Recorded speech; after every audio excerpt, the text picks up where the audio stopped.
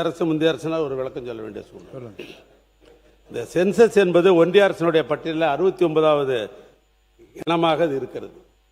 ஜாதிவாரி கணக்கெடுப்பு ஒன்றிய அரசு தான் நடத்த முடியும் என்று புள்ளிவர கணக்கு மட்டுமே நடத்த முடியும். அதோடு மட்டுமல்ல, இந்திய செஷன்ஸ் சட்டம் 1948 படி இதுதான் இருக்கிற நிலைமை. ஆனால் மாநில அரசு மட்டும் புள்ளிவரங்களை மட்டும் புள்ளிவர சட்டம் 2008 படி கலெக்ட் பண்ண முடியும். ஆனால் அதையும் ஒன்றிய அரசு பட்டியலில் உள்ள செஷன்ஸ் போன்ற இனங்கள் தொடர்பாக மாநில அரசாங்கம் புள்ளிவரங்களை சேகரிக்க இயலாது என்று அது சொல்லுது.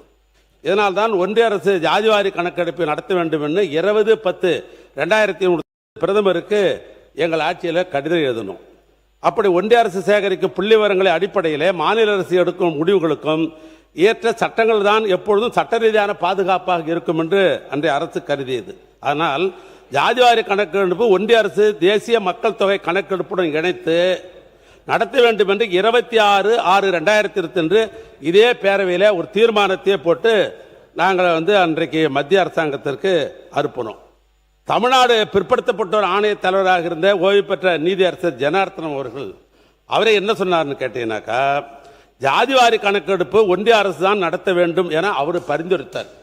கோர்ட்டில் போய் நாங்கள் சொல்லணும் அல்ல, அவர் பரிந்துரை என்னன்னா ஒன்றிய அரசுக்கு தான் ஜாதிவாரி கணக்கெடுக்கிற அதிகாரம் இருக்கிறது என்று ஜனார்த்தனம் கமிட்டியும் சட்டப்பூர்வமாக அப்படி சொன்னிய காரணத்தினால்தான் நாங்கள் தொடர்ந்து ஒன்றிய அரசாங்கத்தை வலியுறுத்தி கொண்டிருக்கிறோம். இந்த ஜாதிவாரி கணக்கெடுப்பதிலே மாற்று கருத்தல்ல, இன்னும் சொல்ல போனால் இந்த 10.5% வேண்டும் என்று நம்முடைய பாட்டாளி மக்கள் கட்சியினுடைய நிறுவன தலைவர்கள் அன்றைக்கு குரல் கொடுத்த அடிப்படையில் அன்றைக்கு அவசரமாக அதிமுகவை சேர்ந்த முன்னாள் அமைச்சர் நம்முடைய மாண்புமிகு எடப்பாடி பழனிசாமி அவர்கள் தேர்தல் நேரத்தில் அறிவித்து விட்டு போய்விட்டார். அதுக்கு பின்னால் இல்ல வரேன், தேர்தல் நேரத்தில் அறிவித்து விட்டார். நடந்தது நான் சொல்றேன், அப்புறம் எனக்கு பேச வாய்ப்பு கொடுத்து நான் பேசுறேன். பேசி முடிக்கிறேன், நான் பேசுறேன். இல்ல வரேன், அறிவித்து நான் என்ன சொல்றேன், அறிவிக்கல் நான் சொன்னா இல்ல சட்ட பாதுகாப்பு என்பது நாங்கள் ஆட்சிக்கு வந்த உடனேயே அதுக்கு சட்ட பாதுகாப்பு கொடுக்க வேண்டும், அதை ஆதரிக்கணும். இருங்க, முழுமையா கேட்டுங்க. 10.5% நாமும் ஆதரிக்க வேண்டும் என்ற அடிப்படையில் சட்ட பாதுகாப்பு இதே சட்டமன்றத்தில் அதை நாங்கள் ஆதரித்து சட்ட பாதுகாப்புக்கு ஏற்பாடு செய்தோம். சென்னை உயர்நீதிமன்றத்தில் கேஸ் நடைபெற்றது. அப்பொழுது அது ரத்து செய்து விட்டார்கள். அதற்கு பின்னால் உச்ச நீதிமன்றத்திலே போய் மூத்த வழக்கறிஞர்களெல்லாம் வைத்துக்கொண்டு நாங்கள் வழக்கை நடத்தினோம். அவர்கள் என்ன சொன்னாங்கன்னா, அதுக்கு டேட்டா கிடையாது, நீங்கள் போய் டேட்டா அடிப்படையில் தான் நீங்கள் இதை நீங்கள் எடுத்துக்கொள்ள வேண்டும். அதாவது இன்னும் கூடுதலாக சொல்றேன், கூடுதலாக மாநில அரசு பிற்படுத்தப்பட்ட ஆணையத்தில் கூடுதல் செயல் வரம்பு அளிக்கப்பட்டு ஆணையத்துடைய சார்பில் பாப்புலேஷன் டேட்டா இருந்தால்தான் இந்த ஆய்வை முறையாக நடத்த முடியும் என்று அப்பொழுது தெரிவித்தது. ஒன்றிய அரசு ஜாதிவாரி கணக்கெடுப்பு நடத்த வேண்டும் என்று இதே நிலையில் தீர்மானம் நிறைவேற்றி பிரதமருக்கு நாங்கள் அனுப்பினோம். அனுப்புவதோடு மட்டுமல்ல, திராவிட முன்னேற்ற கழகத்தை பொறுத்தளவுக்கு வன்னிய சமுதாயத்துக்கு எந்த விதத்திலும் சட்ட சிக்கல் இல்லாமல் சட்டப்படி அந்த 10.5 தர வேண்டும் என்பதுதான் திராவிட முன்னேற்ற கழகம் அன்றைய நிலையிலும் சரி இன்றைய நிலையிலும் சரி, அதற்கு மாற்று கருத்தல்ல. அதற்கு முழு ஒத்துழைப்பு திராவிட முன்னேற்ற கழகம் கொடுக்கும்.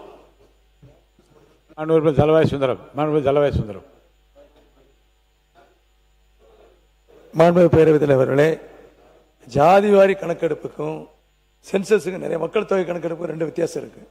மக்கள் தொகை கணக்கெடுப்பது மத்திய அரசால் சொல்லப்பட்டது. ஜாதிவாரி கணக்கெடுப்பது மத்திய அரசா மாநில அரசா என்ற கேள்வி உச்சநீதிமன்றத்தில் எழுந்தது. அப்பொழுது தீர்ப்பு வழங்கும் பொழுது மத்திய அரசு அல்லது மாநில அரசு என்ற மீண்டும் கேள்வி எழுந்தது. மாநில அரசு எடுத்துக்கொள்ளலாம், அந்த எடுத்துக்கொள்ளும் போது உள் ஒதுக்கீடு எடுத்துக்கொள்ளும் போது அங்கே இருக்கக்கூடிய மக்கள் தொகை கணக்கில் எடுத்துக்கொண்டு அந்த ஜாதி வாரியாக கணக்கெடுக்கும் பொழுது எந்தெந்த ஜாதி எந்தெந்த ரேஷியோவில் வருகிறது என்பதை பார்த்து மத்திய அரசு மாநில அரசிடம் கலந்து ஆலோசித்து நியமிக்க வேண்டும் என்பதுதான் உச்ச நீதிமன்றத்துடைய கருத்து. ஆனால் இதுவரையிலும் மக்கள் தொகை கணக்கு யார் எடுப்பது என்ற கேள்வி கடந்த காலமாக போய் கொண்டிருக்கிறது.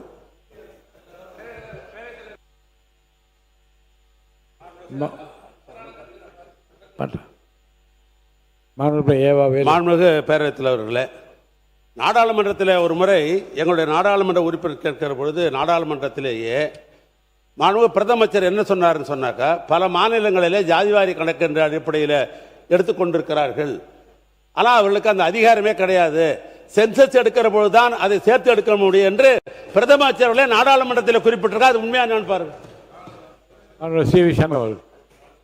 அன்புமிகு பேரவைத் தலைவர்களே, முதல் கருத்து, இதை போற போக்கில் தேர்தல் நேரத்தில் அறிவித்ததாக சொல்கிறார்கள். வன்னியர்களுக்கான இந்த உள்ஒதுக்கீடு என்பது பல ஆண்டு காலமான போராட்டம், அந்த மக்களுடைய போராட்டம். அதற்காக மிகப்பெரிய போராட்டம், உயிர் நீத்த தியாகிகளாக இருக்கிறாங்க. நீங்களே உங்க சொல்றேன், உண்மையிலே அந்த போராட்டத்திற்கு மதிப்பு கொடுத்து அதற்காக பாடுபட்டவர் அவருடைய கோரிக்கையை ஏற்று அந்த 10.5 கொடுக்கப்பட்டது. முதல்ல இங்க சொல்லுகிறார், ஜனார்த்தனம் நீதியரசர் ஜனார்த்தனத்துக்கு அவரே பரிந்துரைத்திருக்கிறார், ஜாதிவாரி கணக்கெடுப்பதற்கு மாநில அரசாங்கத்துக்கு அதிகாரம் இல்லை என்று சொல்லி ஒரு தவறான கருத்தை சொல்லியிருக்கிறார். எங்கே எப்போ எந்த ரிப்போர்ட்டில் இருக்கிறது? அதே ஜனார்த்தனம் தான் 10.5 தரலாம் என்று பரிந்துரை செய்ததே நீதியரசர் ஜனார்த்தனம் தான். ஒன்று. ரெண்டாவது, இப்போ சொல்கிறார் இல்ல, மத்திய அரசாங்கத்திற்கு மட்டும்தான் அந்த அதிகாரம் உண்டு, கணக்கெடுப்பு எடுத்து அதன்படி கொடுக்கலாம் என்று.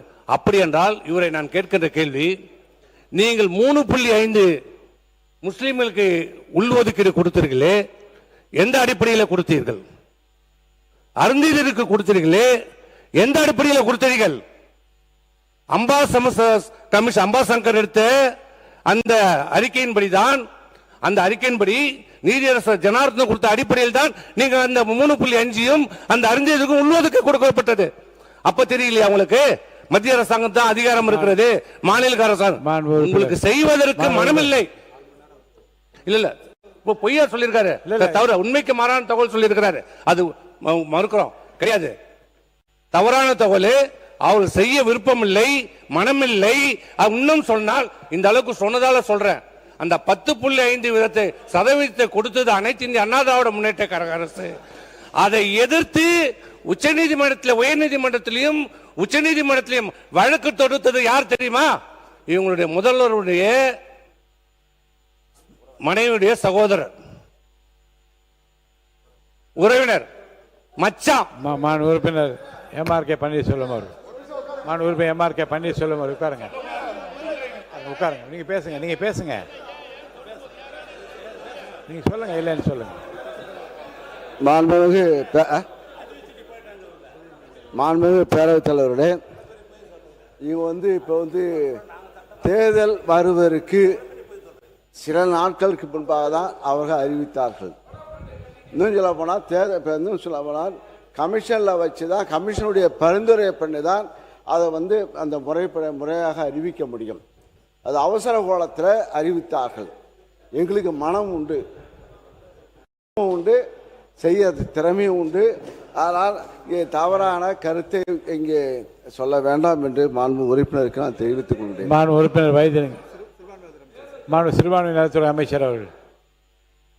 மாண்புமிகு உறுப்பினர் அண்ணன் சண்முகம் அவர்கள் முஸ்லிம்களுக்கு 3.5% இடஒதுக்கீடு கொடுக்கிறது பற்றி கேள்வி எழுப்பினார்கள். இல்ல இல்ல இல்ல இல்ல இல்ல இல்ல இல்ல இல்ல எப்படின்னு சொல்லி இல்ல, சின்ன விளக்கம் தான். அது எப்படின்னா, 2011 சென்சஸ்ல 5.86% முஸ்லிம்கள், அதுல இருக்கக்கூடிய 7 உட்பிரிவுகளும் அதில் அடங்குறதுனால அதன் அடிப்படையில் கொடுக்கப்பட்டது.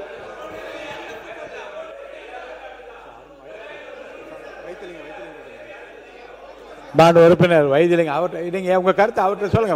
இல்லைங்க, உங்க உறுப்பினர் தானே பேசிட்டு இருக்காரு. உங்க இல்ல, நோ ஐம் சாரி, இல்லைங்க, உங்க உறுப்பினர் பேசும்போது நீங்க அவருக்கு சொல்லிக் கொடுங்க, அவரை சொல்லி அவரை பேச வைங்க. உறுப்பினர் வைத்திலிங்கம் நீங்க பேசுங்க. உட்காருங்க.